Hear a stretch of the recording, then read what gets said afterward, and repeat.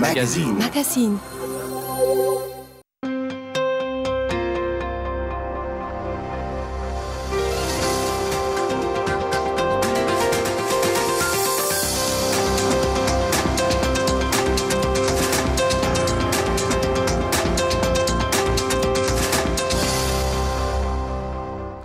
Bienvenue à tous. L'invité d'International ce dimanche, Jean-Claude Juncker. Bonsoir. Bonsoir. Monsieur Juncker, vous êtes Premier ministre luxembourgeois, président de l'Eurogroupe, la réunion des 17 ministres des Finances de la zone euro. Merci d'avoir accepté notre invitation ici dans les studios d'RTL à Luxembourg. Vous êtes, Monsieur Juncker, au cœur de l'actualité européenne. Une européenne qui multiplie les réunions pour sauver la Grèce de la faillite, un pays de 11 millions d'habitants qui a une dette de 350 milliards d'euros, 110 milliards de prêts accordés en 2010, sans doute à nouveau 110 milliards décidés dans les prochains jours. Est-ce la seule solution? Le sauvetage de la monnaie unique, l'euro, est-il à ce prix? Après la Grèce, un effet domino peut-il emporter d'autres pays comme l'Espagne, l'Italie, la Belgique, voire la France, pourquoi pas?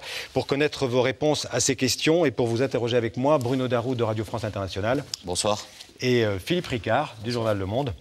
Alors justement, pour lancer notre débat, Monsieur Juncker, un rappel en 2 minutes de ce risque de contagion de cette crise grecque, de la méfiance aussi des marchés vis-à-vis d'autres pays de la zone euro, une crise qui pèse de plus en plus lourd et qui passe de plus en plus mal dans la population grecque soumise à une cure d'austérité sans précédent. Un rappel avec Guillaume Couder.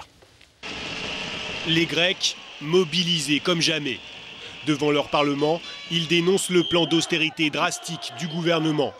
Hausse des impôts, baisse des dépenses publiques, privatisation en série. Cette politique est une impasse. Comme vous pouvez le voir, personne ne veut de ces mesures. Il faudrait de nouvelles élections. Le gouvernement commet une grave erreur. Pourtant, le pays est au bord de la faillite, écrasé sous le poids de sa dette publique. Celle-ci atteint les 350 milliards d'euros, 152% du PIB. Désormais, la Grèce vit sous perfusion de l'Union européenne et des bailleurs de fonds internationaux. Des partenaires prêts à fournir une aide supplémentaire en échange d'un vote par les députés grecs d'un nouveau plan d'austérité. À Bruxelles, le Premier ministre Papandréou s'est engagé à aller jusqu'au bout. Le peuple grec a montré sa détermination à toute épreuve. Il fait beaucoup d'efforts. C'est un combat pour notre peuple, pour la Grèce, pour notre pays. Mais c'est aussi un combat pour la monnaie unique et pour une Europe commune. En effet, la crise grecque menace de se propager au reste de la zone euro. Car d'autres États membres sont eux aussi fragilisés par une dette publique galopante. En tête, l'Italie où la dette représente 120% du PIB. L'Irlande avec 114%, la Belgique 97%, ou encore le Portugal, 91%. Mais il y a aussi les banques, françaises et allemandes surtout. Celles-ci détiennent 38 milliards d'euros de dettes souveraines grecques. En clair, une faillite de la Grèce provoquerait la panique des marchés et un séisme dans la zone euro, une catastrophe financière qui pourrait même toucher les États-Unis. Je pense que les Européens ont conscience de la nécessité absolue de résoudre la crise grecque. S'ils échouent à trouver une solution, non seulement le système financier européen serait menacé, mais aussi le système financier global et l'unité politique de l'Europe.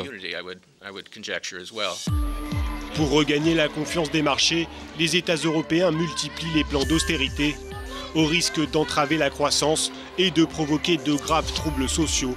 En Grèce, les syndicats appellent pour mardi prochain à une grève générale. Alors, Monsieur Juncker, donc grève générale en Grèce la semaine prochaine, le vote du plan d'austérité par le Parlement grec probablement mercredi ou jeudi, si le Premier ministre Papandréou parvient à convaincre les députés socialistes de voter ce plan. 110 milliards de prêts en 2010, peut-être 110 milliards aussi dans les prochains mois et les prochaines années. Vous avez la certitude, Jean-Claude Juncker, que ce sera suffisant, que la Grèce va éviter la faillite? La Grèce a prouvé sur les 12 mois écoulés qu'elle est capable d'accomplir plus que des gestes d'assainissement, mais d'entamer un réel programme de consolidation des finances publiques. Elle a réduit de beaucoup son déficit, mais l'effort ne fut pas suffisant. Le gouvernement grec vient de proposer au Parlement grec un nouveau programme qu'on ne peut pas autrement qualifier que d'austérité prononcée. Milliards, je pense 28 milliards d'euros d'austérité, oui, plus 50 milliards d'euros de privatisation. Encore 6 milliards cette année-ci et sur l'ensemble des 3 années à venir, 28,7 milliards plus 50 milliards de privatisation. C'est donc un programme solide. Il nous faudra organiser l'intersection entre la solidité, apport à garantir par nos amis grecs, et la solidarité, effort qui devrait être le nôtre. Et si ce programme est appliqué, la dette publique grecque apparaîtra comme ayant été soutenable et le problème aura été résolu. Mais là, il est essentiel que le gouvernement grec, que le Parlement grec et que le peuple grec appliquent le programme dans tous ses aspects. Bruno Darroux et puis Philippe Ricard. Alors, M. Juncker, certains critiques disent, en fait, voilà, il y a eu le premier prêt de 110 milliards, là, on s'apprête à faire un nouveau prêt. La situation de la Grèce, un an plus tard, reste très détériorée économiquement, donc le premier plan n'a pas produit beaucoup d'effets. Résultat des courses, on refait le même scénario, on refait un deuxième prêt sans aucune certitude de ce qui va se passer. Qu'est-ce que vous répondez à ces critiques? Je répondrai que dans ce monde ultra compliqué et surglobalisé, les certitudes simples n'existent plus. Il faut voir que la Grèce a fait beaucoup d'efforts de consolidation, mais il faut voir aussi que la récession en Grèce était plus prononcée que nous l'avions pensé, que les recettes fiscales n'ont pas atteint le niveau qu'elles auraient atteint si la récession de l'économie hellénique n'avait pas été aussi prononcée. Et donc le nouveau programme tiendra compte des expériences qui ont été faites avec le premier programme. Et comme cet élément de privatisation vient s'ajouter au programme, tout a été fait pour ne pas sanctionner exclusivement les citoyens grecs et surtout les plus modestes entre les citoyens grecs. L'élément privatisation, à mes yeux, est très important. Philippe Ricard. Vous partez du principe que ce second programme d'austérité sera accepté, approuvé par les parlementaires grecs. Or, la majorité quand même socialiste de Georges Papandréou est extrêmement faible. On sent bien qu'elle est également très sensible aux arguments des gens qui manifestent contre l'austérité dans la rue. Est-ce que vous êtes sûr de ce vote? Et que se passe-t-il si jamais le vote est négatif contre le plan d'austérité? La question ne se pose pas. Le Parlement grec devra approuver les programmes et les éléments du programme sur lesquels la Grèce s'est mise d'accord avec l'Union européenne, avec la Commission, avec la Banque centrale et le Fonds monétaire international. Tout devra être fait pour faire en sorte que le vote du Parlement grec soit positif. Nous appelons à l'opposition grecque de joindre ce grand effort national. Nous insistons sur la nécessité qu'il y a de prouver vers l'extérieur que oui, consensus interne à la Grèce, il y a, mais je parle de l'idée, du principe que le programme sera voté jeudi soir. Il pourrait y avoir un vote d'union nationale. Vous croyez encore à cette hypothèse en Grèce? Je n'y crois pas trop, mais les différents acteurs grecs devraient savoir que le monde regarde la Grèce, que l'Europe a l'œil rivé sur la Grèce. Il est assez surprenant de voir que nous engageons nos moyens financiers, si j'ose dire, alors qu'en Grèce même, les deux principales forces politiques n'arrivent pas à se mettre d'accord sur un minimum de cohésion nationale. Alors, pour revenir sur les programmes d'aide, qui sont donc en deux volets, une aide d'un côté et en contrepartie l'adoption de mesures d'austérité très strictes, certains disent, voilà, en fait, ça ne fait qu'aggraver la situation, puisque ça tue la croissance, et donc, finalement, c'est pas ça qui va permettre de retrouver la confiance, de faire repartir la croissance. Et ils disent donc, on va remettre ça une fois. Qu'est-ce que vous dites? Et ce que pensent des milliers de Grecs aussi qui manifestent dans la rue. C'est une vraie question. Et moi, j'ai beaucoup, je n'ose pas dire de sympathie pour ne pas adopter un profil rhétorique condescendant. Mais je comprends les soucis de ces Grecs qui en fait, n'y sont pour rien. Et qui sont lourdement sanctionnés par les politiques qui sont mises en œuvre. Mais lorsqu'un pays est en état de quasi-faillite, lorsqu'un pays accumule année après année les déficits sans avoir une croissance qui pourrait sous-tendre les avancées sociales que la Grèce s'est permises. Les salaires grecs, depuis 1999 jusqu'à aujourd'hui, ont augmenté de 106%, alors que l'économie ne connaissait aucune croissance qui aurait justifié ces augmentations salariales. Si donc un pays se trouve dans cette situation, il doit faire des économies.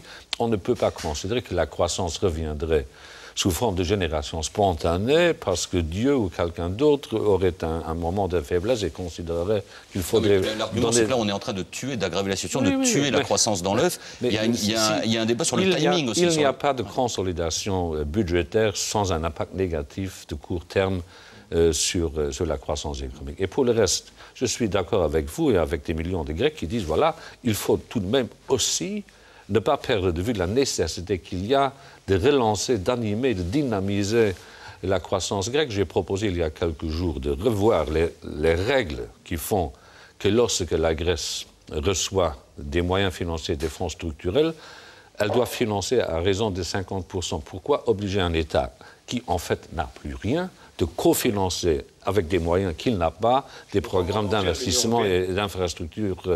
Donc c'est-à-dire que l'Union européenne pourrait injecter de l'argent, on a parlé d'un milliard là tout de suite, enfin, moi, mais sans demander la quote-part grecque. Moi,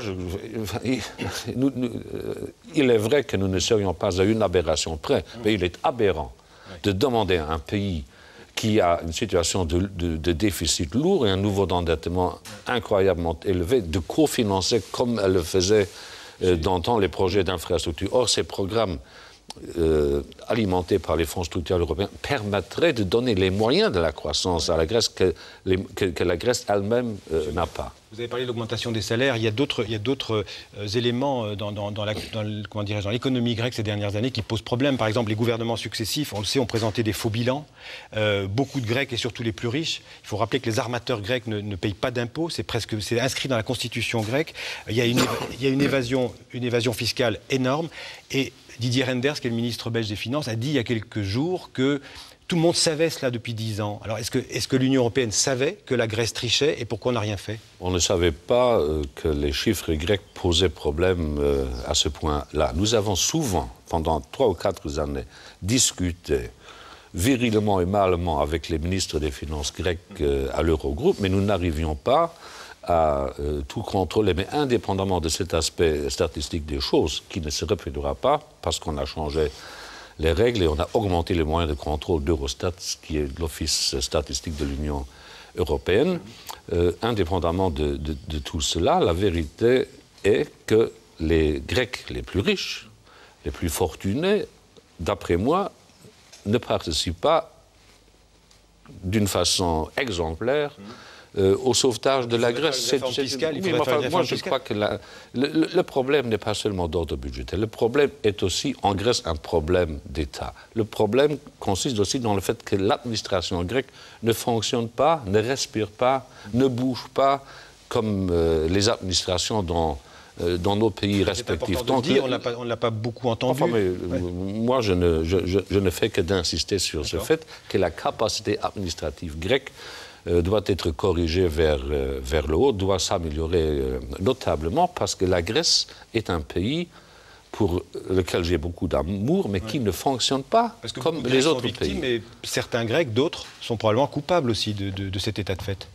Je crois que l'explication qui a fait que la Grèce se trouve aujourd'hui dans la situation déplorable dans laquelle elle se trouve doit être recherchée sur un axe de temps qui va de plusieurs décennies en arrière. On est d'accord. Philippe Ricard. Je voulais savoir ce que vous pensez de la façon dont la zone euro, l'Union européenne ont quand même géré cette crise. On sent beaucoup de tiraillements quand ce n'est pas de franches divergences. Le dernier sujet en date, c'était la restructuration de la dette grecque et la participation du secteur bancaire. C'était quand même assez violent entre la Banque centrale européenne, l'Allemagne et la France aussi. Beaucoup de confusion. Les États-Unis nous ont critiqué largement la semaine dernière pour dire qu'il n'y avait pas assez d'unité, qu'on changeait de cap, etc. Quel est votre bilan alors qu'on est encore en pleine gestion de crise? Moi, j'accepte les apports de langage que l'administration américaine peut livrer, mais il faut tout de même rappeler à nos amis américains que les niveaux de déficit et les niveaux de dette publique sont plus élevés en Grèce que aux États-Unis, que sur la zone euro. Donc, il faudrait tout de même tempérer un peu les critiques américaines. Oui, nous vivons en démocratie. Nous sommes en face d'une crise que nous n'avons jamais connue. Et c'est la première fois que dans une union monétaire, nous sommes la seule union monétaire qui existe sur la planète, il y a un pays qui se trouve en état de quasi-faillite. Comment gérer ces choses-là alors qu'on n'a aucune expérience avec ce genre de phénomène. La Banque centrale européenne, elle est indépendante.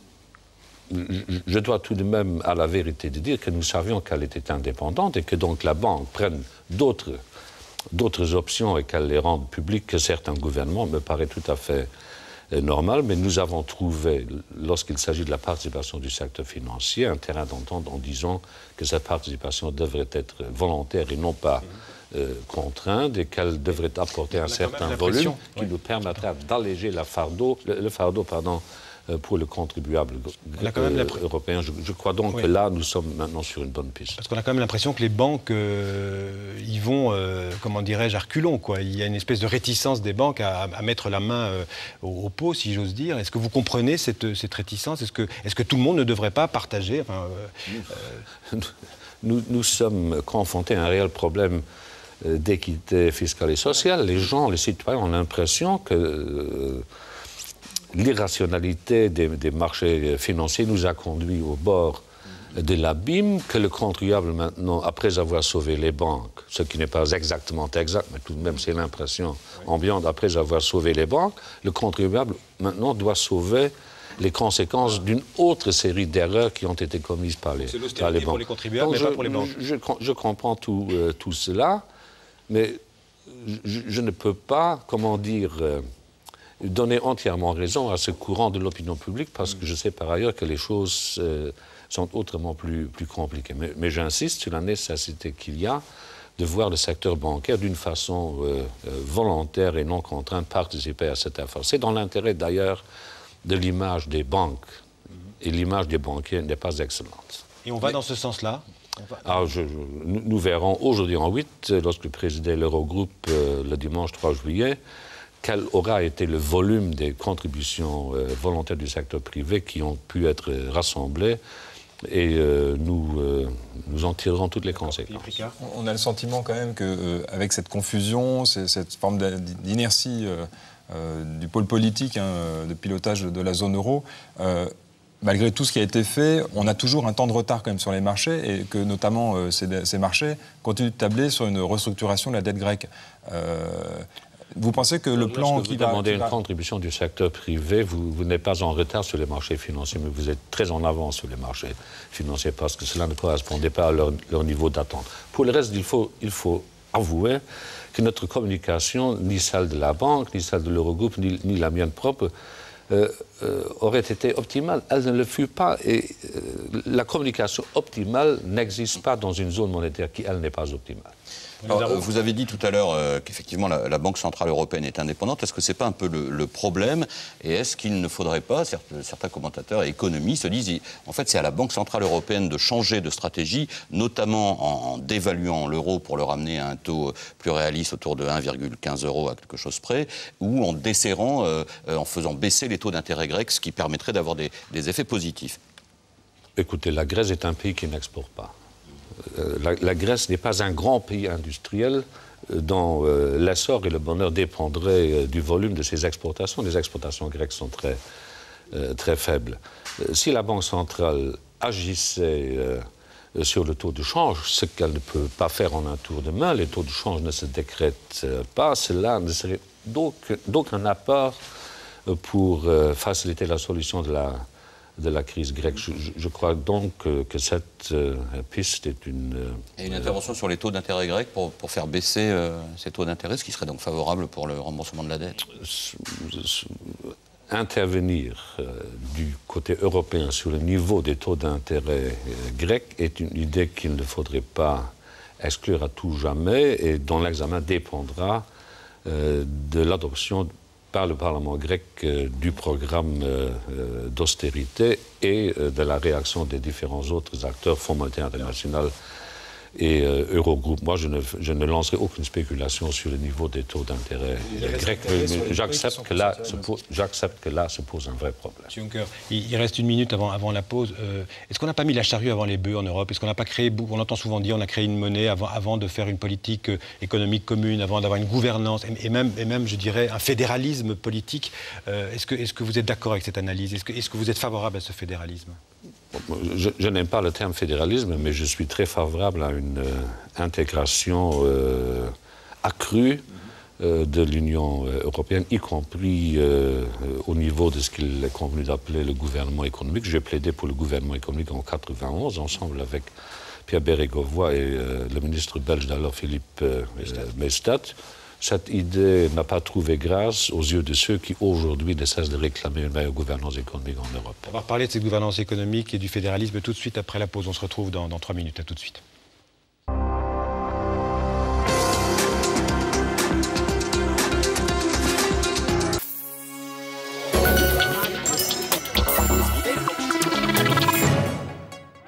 À Sanaa, les manifestants continuent de réclamer la mise en place d'un conseil intérimaire. Il s'agit d'empêcher un retour du président Ali Abdallah Saleh, hospitalisé depuis 3 semaines en Arabie Saoudite après une attaque dans son palais.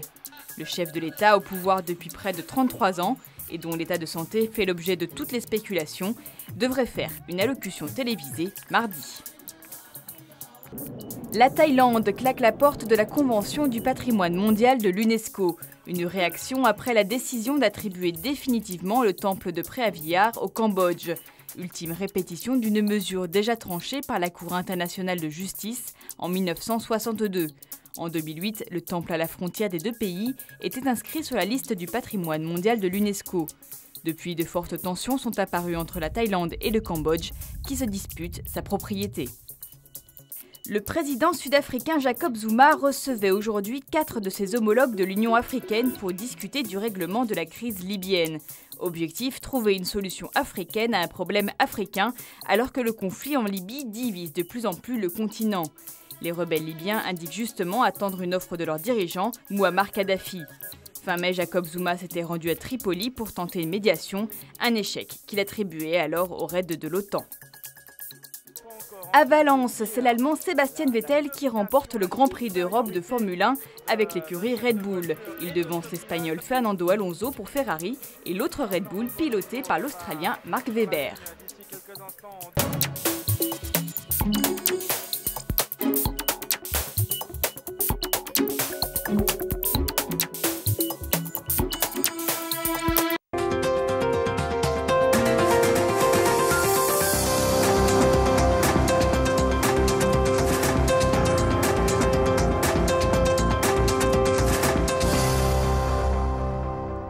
Deuxième partie d'International, on retrouve notre invité Jean-Claude Juncker, le Premier ministre luxembourgeois et président de l'Eurogroupe. Alors, on parlait de fédéralisme européen, en tout cas de tendre vers ce fédéralisme, peut-être ce que vous en pensiez. On parlait aussi, et peut-être qu'une des idées fédéralistes par excellence qu'on pourrait mettre en pratique très rapidement, ce serait les euro-obligations.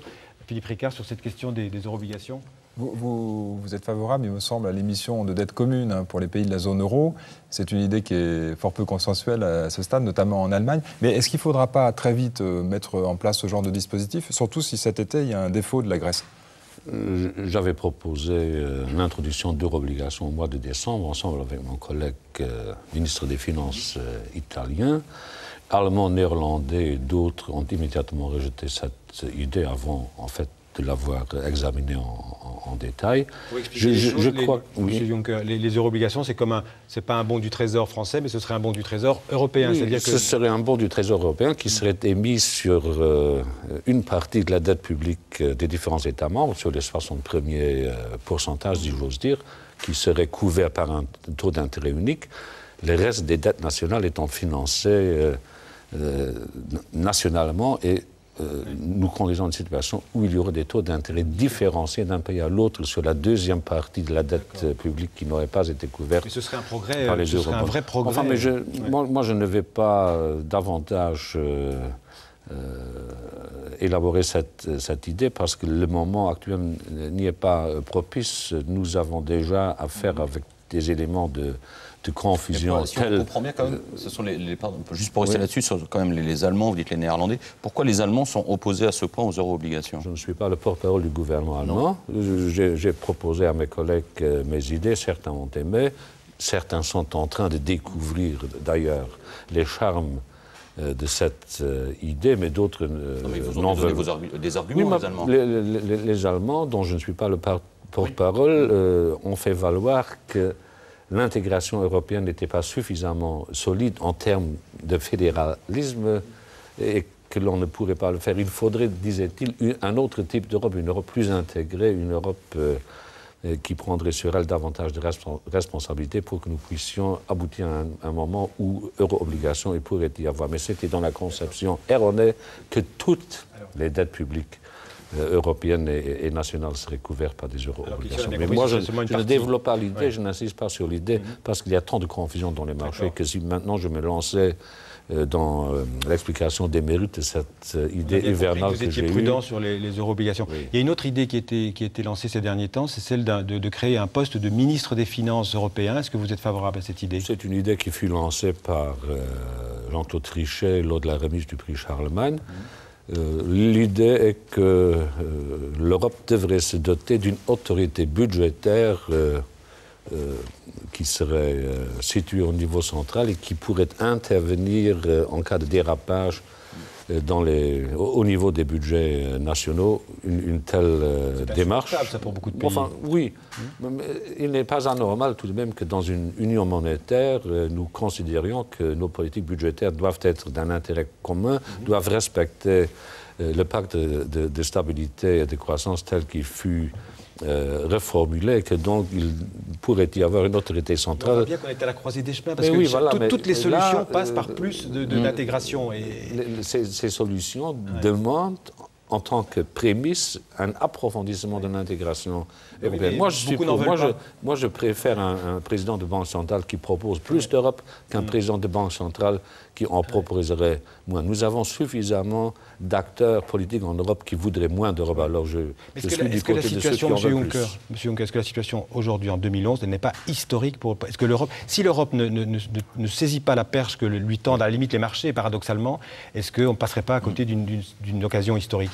Si nous arrivons à apporter à la crise grecque une bonne réponse, si nous arrivons à convaincre les marchés que l'euro n'est pas en crise, parce qu'il n'est pas en crise, que nous avons des crises d'endettement dans certains pays membres de la zone euro, si nous arrivons à convaincre nos opinions publiques que grâce à l'euro, nous avons survécu, c'est le cas de le dire, à la crise d'une façon qui n'aurait pas été la nôtre sans l'euro, je suis convaincu qu'à la fin de la crise, qui n'est pas seulement financière, économique, mais qui est aussi sociale et qui risque de devenir une crise de système, nous verrons une Europe largement renforcée par rapport à aujourd'hui. Moi, je crois que nous avons le choix entre un affaissement de l'Europe qui causera des préjudices énormes aux générations montantes ou un raffermissement de l'Europe et une intégration davantage et plus méticuleusement articulée que celle que nous avons à l'heure actuelle. L'Europe, à la fin de la crise, sera plus forte que maintenant.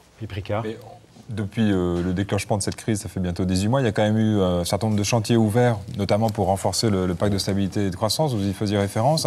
Vous avez l'impression que les États qui mettent en place finalement une sorte de gouvernement économique, un peu comme dans l'esprit que vous aviez annoncé il y a quelques années, effectivement, vous pensez que les États vont vraiment vouloir jouer le jeu de ce gouvernement économique ?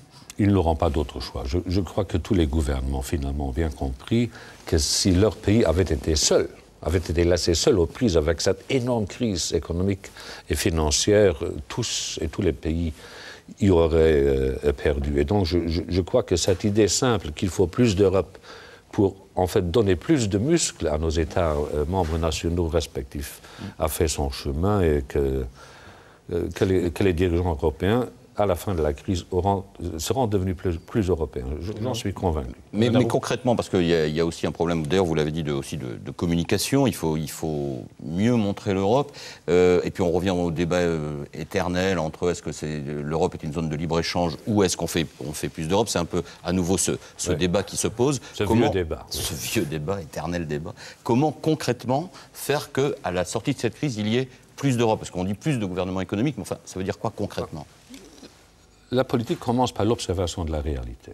Si j'observe la réalité, qu'est-ce que je constate? Je constate que depuis le déclenchement de la crise, il y a eu un énorme effort de mise en place cohérente de politique européenne. Nous avons lancé des programmes de relance. Au moment où la demande privée n'existait plus, nous l'avons remplacée par la demande publique. C'est la première fois dans l'histoire économique de l'Europe que tous les pays, non seulement de la zone euro, mais de l'Union européenne en tant que telle, ont appliqué exactement la même politique, mais ont coordonné leur action nationale avec les gouvernements voisins. Nous avons mis en place des nouvelles règles en matière de stabilité budgétaire. Nous avons, en matière de régulation, posé un certain nombre de principes qu'il aurait été impossible de poser avant la crise financière qui est partie, rappelons-le, des États-Unis et non pas de l'Europe. Donc déjà, nous avons fait plus d'Europe sans dire que nous faisions plus d'Europe. Et nous l'avons fait avec les traités existants. Je prétends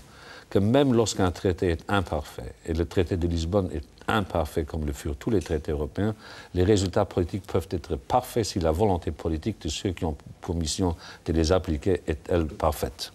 Jean-Claude Juncker, beaucoup de personnes dans différents États membres parient sur une disparition de l'euro dans les 5 ans.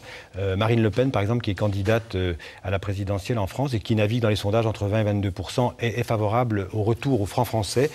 Qu'est-ce que vous, en tant que patron de l'Eurogroupe, vous diriez pour défendre l'euro devant les téléspectateurs, les auditeurs qui nous regardent?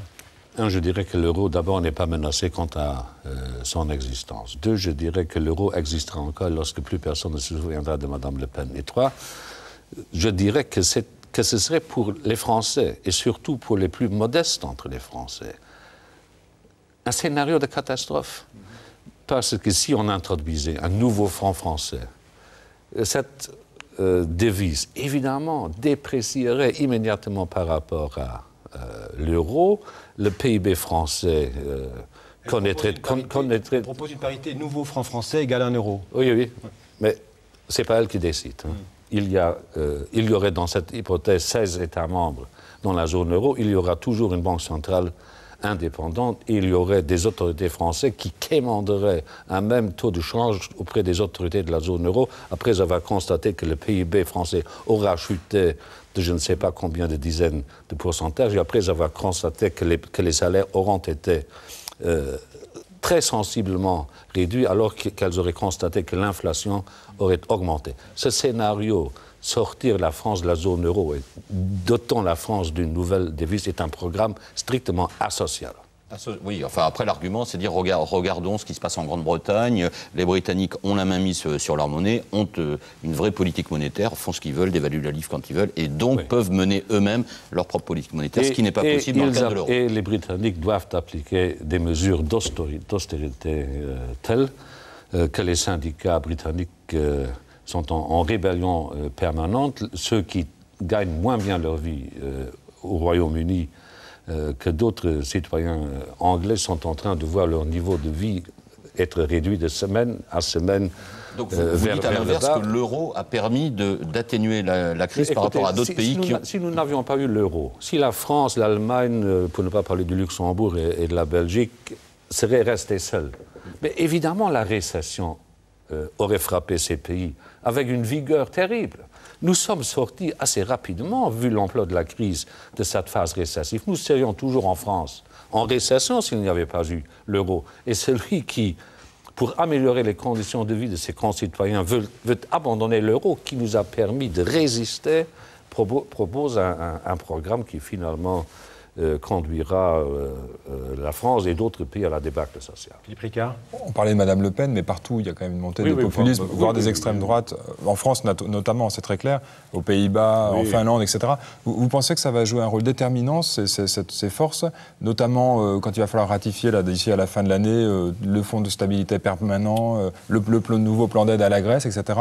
Vous faites du souci?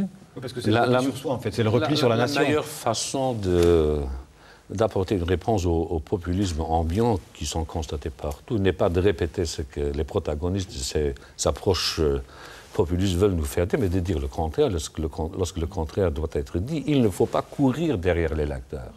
Il faut parfois l'affronter de face. Et donc, cette façon de faire de la politique, en prenant appui sur des sondages, en prenant appui sur les applaudissements spontanés que recueillent les propos populistes, est une mauvaise politique. C'est un conseil à Mme Merkel que vous donnez, là? C'est urbi ad orbi. Alors, à la ville et au monde, oui. on parlait de risque de contagion à d'autres pays. Il faut quand même rappeler que la dette de la France atteint pratiquement 85% du PIB. Par tête d'habitant, j'ai calculé, c'est presque égal à la dette par habitant grec. Est-ce que vous êtes serein par rapport à la situation de la France? Pas de panique, je dirais, Paris n'est pas Athènes?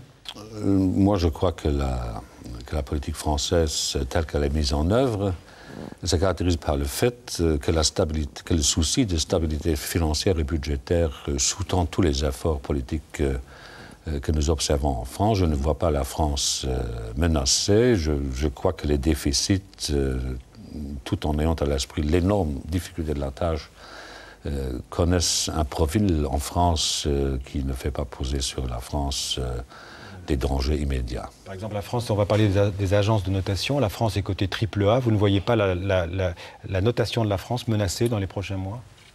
Non, enfin, moi je ne suis pas responsable des agences de notation, mais je ne vois aucun élément dans le paysage politico-économique français qui pourrait justifier une dégradation de la notation française. Nous avons sur la zone euro 6 États membres qui disposent d'une notation AAA.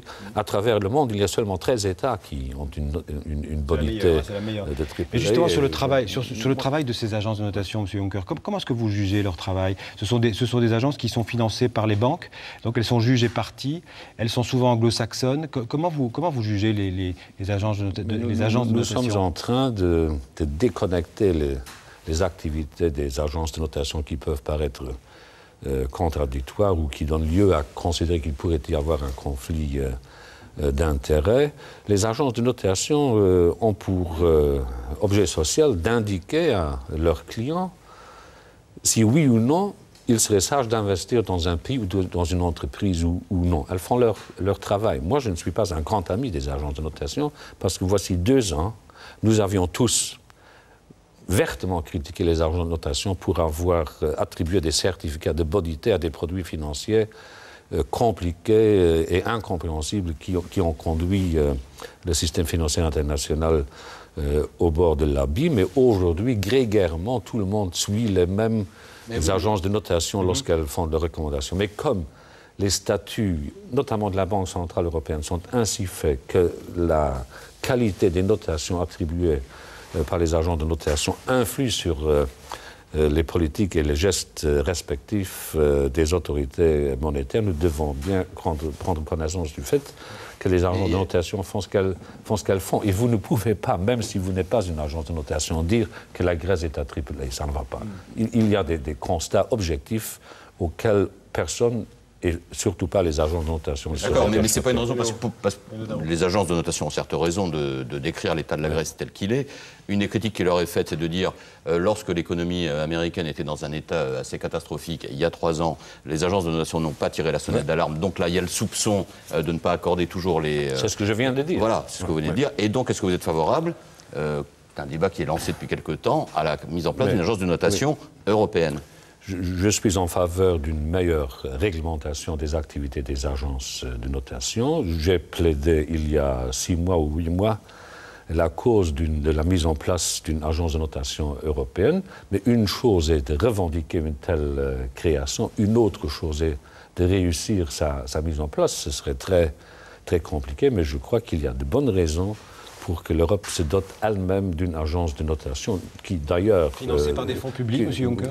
Enfin, je ne voudrais pas me prononcer sur le financement, mais il faut savoir que s'il y avait une agence de notation européenne sur la Grèce, cette agence de notation européenne dirait exactement la même chose que les agences de notation américaines. Quand vous entendez des gens qui disent les agences de notation sont anglo-saxonnes et donc elles ont une espèce d'agenda caché qui serait dans la guerre des monnaies entre le dollar, le yuan chinois et l'euro, essayer d'affaiblir la zone euro pour faire exploser la zone euro et donc pour que le yuan et le dollar puissent continuer à réglementer le monde. Est-ce que c'est un fantasme? C'est une rumeur qui n'a pas lieu d'être. C'est la réponse que vous faites. Ouais. D'accord. Philippe Ricard. Que pensez-vous de la probable nomination de Mme Lagarde à la tête du Fonds monétaire international ? Elle est toujours ministre des Finances en France. C'est si important que ça d'avoir un Européen à la tête du FMI, après la mission de M. Strauss-Kahn ? C'est important d'avoir Mme Lagarde à la tête du Fonds monétaire international parce qu'elle présente toutes les qualités qu'il faut avoir pour pouvoir diriger en de bonnes conditions le Fonds monétaire international. Nous n'avons pas présenté la candidature de Mme Lagarde comme étant une candidature européenne parce qu'il est évident que nous ne devons pas faire éternellement preuve d'une belle euro-arrogance européenne qui ferait que les autres acteurs internationaux n'existeraient pas. Et la qualité particulière de Mme Lagarde est qu'elle jette tout de même sur le monde un regard qui n'est pas exclusivement européen. Elle voit large, elle connaît bien l'Amérique du Nord, elle connaît bien l'Asie, elle connaît bien l'Afrique. Elle sera, comme la fonction l'y invite, non pas une directrice générale européenne, mais une directrice générale très internationale du Fonds monétaire international. Est-ce que la politique du Fonds monétaire international n'a pas été modifiée quand même depuis le départ de Dominique Strauss-Kahn? Est-ce que je ne sais pas, on a dit que M. Lipski, qui est le directeur général faisant fonction ad intérim, parfois il s'exprimait plus en tant qu'Américain qu'en tant que directeur du FMI? Non. Enfin, moi j'ai des contacts, oui, quotidiens avec le Fonds monétaire international. Je n'ai pas relevé, ni dans les propos de M. Lipski, ni dans les comportements du Fonds monétaire international, des réflexes et des réactions que je n'aurais pas constatées auparavant. Et cette idée, enfin cette phrase-là, vite formulée que M. Lipski se conduirait comme un Américain et non pas comme le numéro 2 du Fonds monétaire international, doit être rejeté. Cela ne correspond pas à une quelconque forme de vérité. Il fait son travail, il le fait bien. Alors, encore un mot sur le rôle des banques dans cette crise européenne. Le fait que l'Italien Mario Draghi, qui sera le futur président de la Banque centrale européenne, soit un ancien vice-président de Goldman Sachs Europe, ça ne vous pose pas un problème? C'est pas un souci, ça? Cela ne me pose pas de problème parce que, vérification en fait, il s'avère que Mario Draghi, qui sera un excellent président de la Banque centrale, n'était jamais responsable pour les relations entre Goldman Sachs et les États. Il s'occupait du seul secteur privé lors de son passage à Goldman Sachs et donc n'était d'aucune façon lié aux affaires qui concernaient les relations entre Goldman Sachs et les États. Donc ce sera un aussi bon président que Jean-Claude Trichet l'a été? Oui. Vous le voyez changer un petit peu les choses, parce qu'on a vu quand même une Banque centrale européenne parfois prendre quasiment la place des politiques avec M. Trichet, notamment dans la gestion de crise. Il est impliqué, il participe à tous les conseils européens, à toutes les réunions avec vos homologues de la zone euro. Oui. Vous voyez que M. Draghi sera aussi présent, aussi omniprésent, on pourrait dire? Oui. J'ai voulu, en tant que président de l'Eurogroupe, avoir une présence permanente du président de la Banque centrale, bien que le traité dise qu'il peut être invoqué. Je l'ai toujours invité.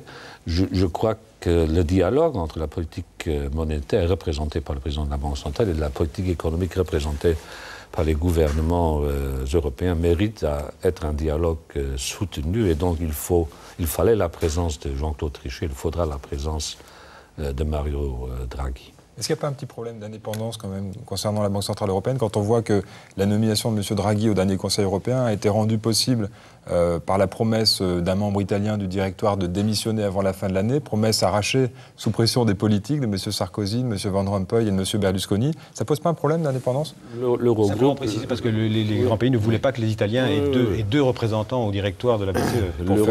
L'Eurogroupe avait proposé la nomination de M. Draghi sans exiger une quelconque contrepartie dans le chef d'autres représentants italiens. Cette question ne fut jamais évoquée, mais je suppose que M. Berlusconi et M. Sarkozy et M. Binismaghi se sont entretenus de cette question. Je n'ai pas de jugement particulier à y apporter, sauf pour dire qu'il eût été plus élégant si on n'avait pas eu recours à ce genre, comment on dit ça, de combinazione. D'arrangement.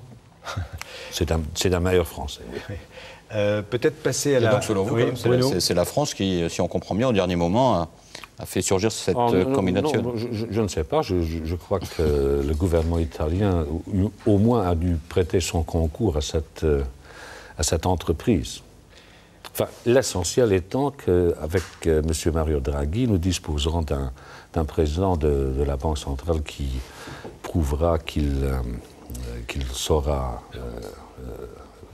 gérer la Banque centrale et la politique monétaire avec efficacité et élégance. Il nous reste 2-3 minutes pour parler peut-être d'autres questions européennes, en commençant par la Croatie qui a reçu un feu vert du dernier sommet de l'Union européenne, donc la semaine dernière à Bruxelles, enfin cette semaine à Bruxelles. A priori, la Croatie devrait devenir le 28e membre de l'Union en juillet 2013. Est-ce que c'est vraiment le moment d'élargir encore l'Europe, alors que c'est toujours aussi l'éternel débat, est-ce qu'il ne faut pas raffermir l'Europe avant de l'élargir ? Oui, mais on ne peut pas, lorsqu'un pays candidat remplit tous les critères, lui fermer la porte sur le nez en lui disant mais nous devons d'abord évacuer un débat de fond que nous avons tenu entre nous depuis 30 ans et que nous ne sommes pas arrivés à évacuer. La Croatie, vieux pays européen, remplit tous les critères et par conséquent, il n'était pas question de refuser l'accession de la Croatie à l'Union européenne. Mais ça veut dire quand même que, contrairement à ce que disent en ce moment beaucoup de critiques au sein même de l'Union européenne reste attractive finalement puisque certains pays continuent à vouloir la rejoindre. Enfin, il y a un grand nombre de pays qui ont posé leur candidature, qui examinent la question de savoir s'ils doivent poser la candidature. Et nous-mêmes, nous sommes en train d'évaluer les situations des différents États membres candidats ou candidats potentiels, non. L'Union européenne, sur ce continent, est perçue comme un ensemble de paix et de solidarité qui la rend très attractive et nous devrions en être fiers. Alors, la question qui est posée quand on parle d'élargissement, c'est la Turquie. La Turquie aussi a sa place dans l'Union européenne, même si c'est un autre morceau, si j'ose dire, que la Croatie. Je m'apprêtais à m'exprimer aussi vulgairement que vous-même en disant que c'est un autre morceau. Comme ça, enfin, il y a des beaux morceaux, je veux dire, c'est pas nécessairement injurieux. Non, mais c'est un autre problème. Ouais. Mais vous êtes favorable à l'entrée de la Turquie ? Je suis favorable à ce que nous négocions avec la Turquie et que nous examinions en fin de piste si oui ou non la Turquie aura rempli tous les critères et que nous vérifions d'ici plusieurs années si nous-mêmes nous pouvons absorber un morceau de ce type, comme vous dites, et si la Turquie elle-même reste toujours convaincue de vouloir à tout prix devenir membre de l'Union européenne. Une dernière question en 30 secondes, il nous reste 30 secondes. Une question sur du domaine nucléaire. Il doit y avoir des tests de résistance après la catastrophe de Fukushima dans toutes les centrales de l'Union européenne. Il y a une centrale à Cattenom qui est située à quelques kilomètres, qui est en France, mais à quelques kilomètres de la frontière luxembourgeoise. Est-ce que vous avez reçu les garanties du gouvernement français que le Luxembourg serait associé à ces tests de résistance ? J'ai eu des entretiens avec le président de la République et le Premier ministre, tant M. Sarkozy que M. Fillon m'ont assuré qu'il y aurait présence d'experts luxembourgeois lors des stress tests et qu'il y aurait une coopération exemplaire entre deux pays voisins et amis. Merci beaucoup. Ce sera le mot de la fin. Merci à tous les deux. Merci de nous avoir suivis et puis à la semaine prochaine pour un nouveau numéro d'International. Au revoir.